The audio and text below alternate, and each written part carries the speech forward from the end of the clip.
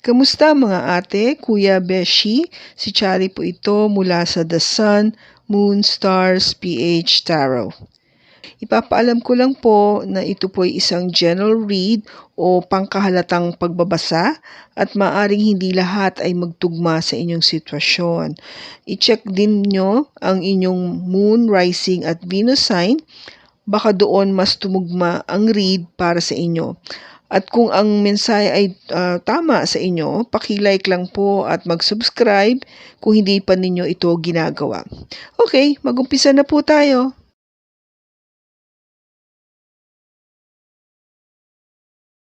Hello po mga ate, kuya, beshis. Kamusta na po kayo? Andito ulit ako si Chari para gumawa na another reading. And this is for the sign of Leo, Sun, Moon, Rising, and Venus. And of course, welcome po yung mga cross-watchers ni Leo at yung mga bago po nating mga viewers.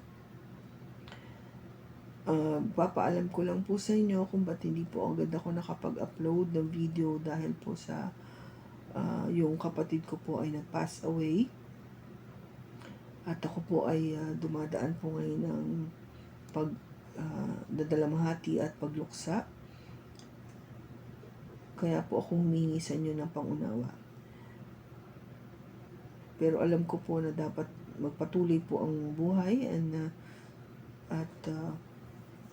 kaya po bumabalik ako para gawin itong video para po sa mga Leo na nag-iintay po ng kanilang pagbasa at kung ano po yung enerhiya at mensahe na ating po makukuha ngayon sa araw na to. Ano po yung nararamdaman ng person mo sa'yo, Leo?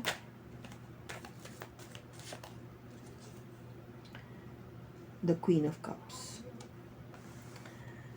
Ang nararamdaman niya sa'yo, Leo, is ikaw ay isang simbolo ng pag-ibig. No? Yung talagang you're somebody na talagang kaaya-ayang mahalin. No? Punong-puno ka ng pagmamahal. Hindi lang sa sarili mo, but sa maraming tao. Kaya kung gaba parang madali kang magustuhan ng mga tao kasi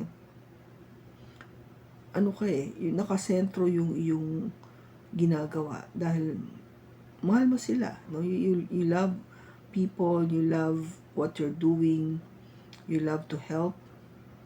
No? Maraming bagay. Alang-alang sa pag-ibig. Okay? Ano yung pinaka-nagustuhan niya sa'yo, Leo? Ano yung pinaka-nagustuhan niya sa'yo? Ten of Wands is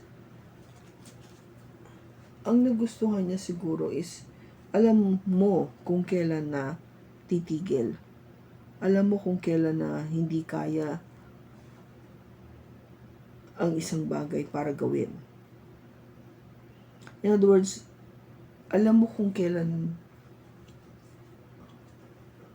magbibigay ng pagtigil o pag-pause para magpahinga, para ibaba yung mga dala-dala sa yung shoulder, no? Something na kung mabigat na ito, syempre, ibababa mo na.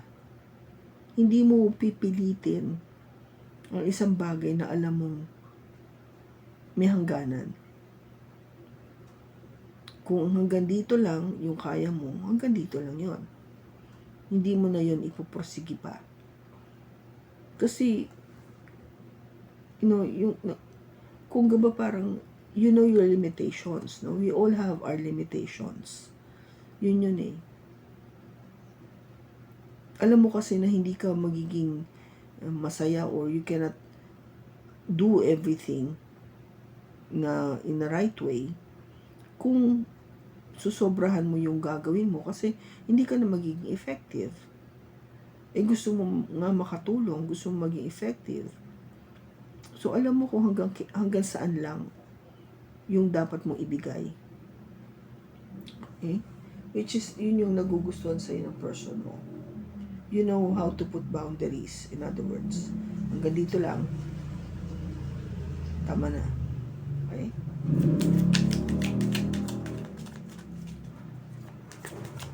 Ano yung intention niya sa'yo? Ano yung intention niya sa'yo?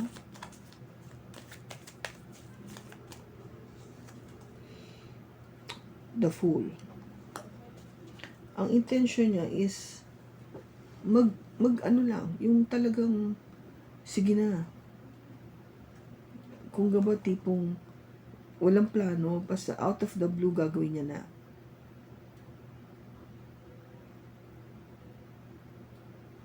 Yung tipong lakas loob, confident kasi siya na sige, gawin ko to, sabihin ko to, paalam ko to.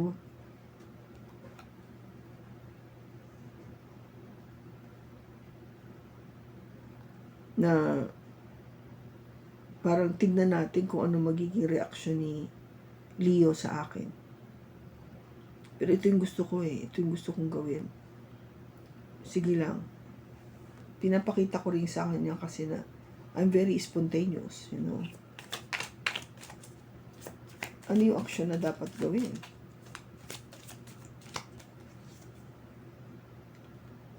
The King of Pentacles. Ang action na dapat mong gawin is maging stable ka, maging secure ka financially. Ipakita mo dito kay Leo na worth ka, na meron kang matatag ka, no, na tao, na meron kang ipon, meron kang sinasabi, kaya mo na magkaroon ng asawa, kaya mo magkaroon ng pamilya, kaya mo itaguyod dito, yung mga ganun. Maganda trabaho mo, meron kang future, in other words. Meron kang magandang career. Kailangan patunayan mo, ipakita mo yung worth mo financially, no? Yung material things. Tinitignan kasi ni Leo to Hindi lang yung basta magiging very action-oriented ka or sabihin natin aggressive. Hindi lang yung action but also the practical side of life, no? Which is yung concerning money. So, ano yung magiging outcome nito? Ano yung outcome nito? The Four of Cups. Ang outcome is niisip niya, no? Niisip pa niya. Tipong pinag-aaralan niya kung tatanggapin ba niya itong pagmamahal na to o hindi. So, kasi yung kung gaba parang yung dating mo kasi, no, sa ating cross-watcher. Somebody who's very aggressive. Pero you still need to prove that you are capable or financially secure or stable. Kasi yun yung parang tinitignan niya, hindi kung worth ka mahalin, no? In other words, kung worth ka mahalin. Kasi kung di mo to mapatunayan, itong dalawa, wala kang chance. Hindi siya papatol sa isang tao na siya pa yung magpapakain sa'yo. Hindi. Kailangan mapakain mo siya. No? Leo. Kailangan mapakita mo na capable ka, na ikaw ay isang responsableng tao at marunong sa buhay, marunong sa kaperahan, in general. Kasi kung puro forma ka lang, wala yan. Ano yung message mo para kay Leo?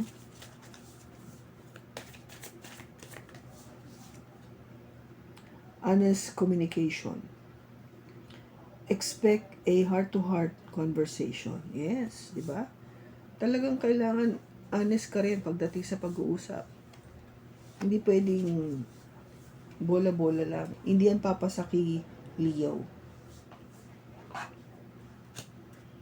Okay?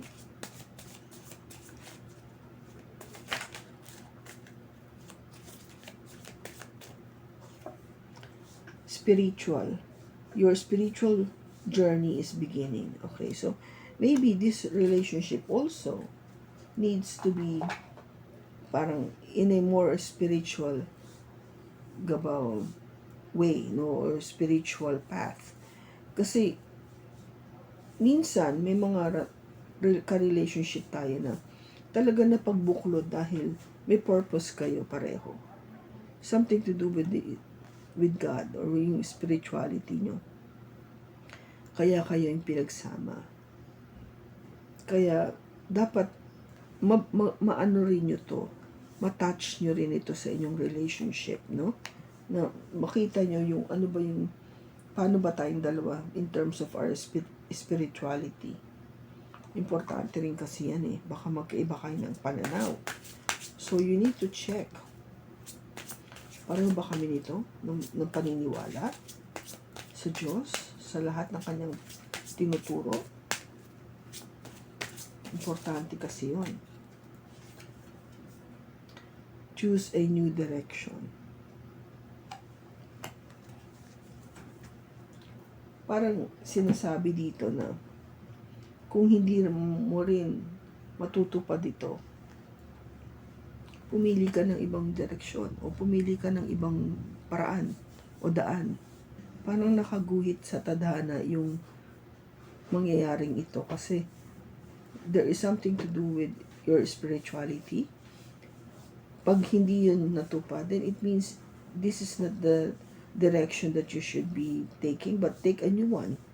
Iba, kasi may ano eh, I think there a much deeper meaning about this relationship.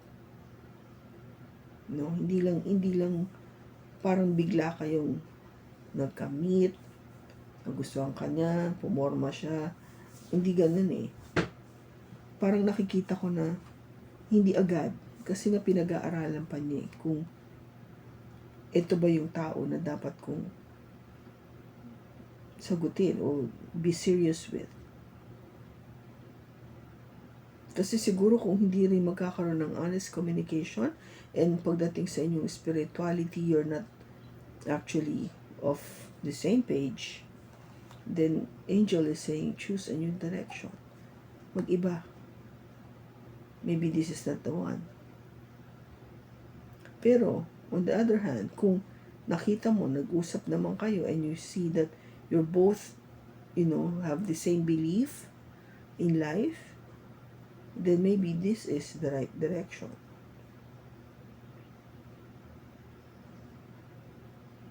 Okay?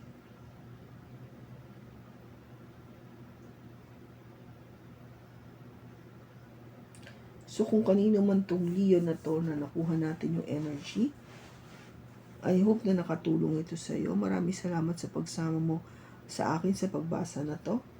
Sa susunod po muli, ingat ka and God bless. Nirequest ko lang po na magdasal ng isang Our Father, Hail Mary at Glory be. Maraming salamat po.